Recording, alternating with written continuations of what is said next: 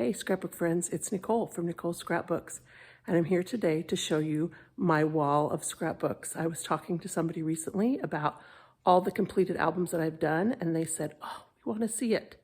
So here we go. I'm going to flip the camera around and give you a little tour of my wall of scrapbooks.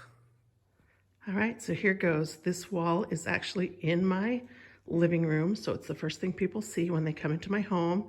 I did move a couple of chairs that usually kind of block it a little bit just because we do live in this room, but wanted you to see basically what I have are 3 IKEA Expedit shelves. I started with one. I started with probably this one right here that was a 2x4, and then I added a second 2x4, and so for a while we had a shelf that was like half this height, and then I outgrew that, and so then I added the middle piece, which is a 4x4, which gave me twice the height, but as you can see, we're almost full of that. So I'm not real sure what I'm going to do.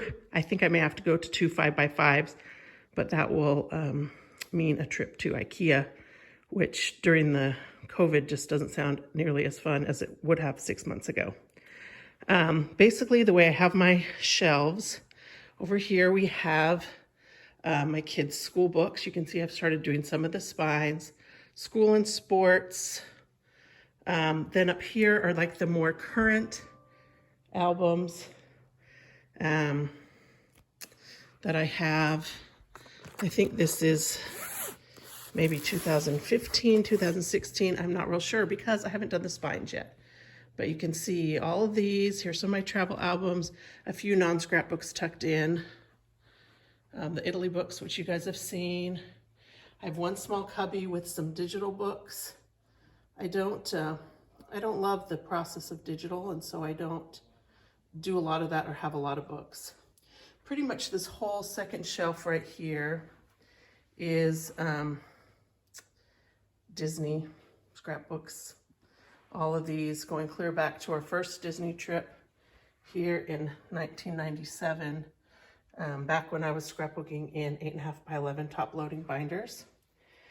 And then we start down on the third shelf, which is when I became a Creative Memories consultant in 2002 is when I switched to 12x12 CM albums. And I do one color for every year. So we got 2002, 3, 4, 5, 6, 2007. I did some spines just based on the colors of availability, 8, 9, 10, 11, 12, uh-oh, that one is out of order. All to here. And then on the very bottom shelf, see if I can show you this without having to bend over too far. I have all my 8.5x11 top loading through ring binders. And when I first became a scrapbooker, that's what I started in. And so I have several years worth of pictures that are just in those little binders, and those are all labeled. I do have a little empty space down here on the bottom. Some just living room clutter, and then Christmas card albums down here at the bottom. So that's my wall of scrapbooks. Lots of opportunities for me to show you album flip throughs. I think I am going to start doing some of my older stuff just so you can kind of see my progression, how all of that works.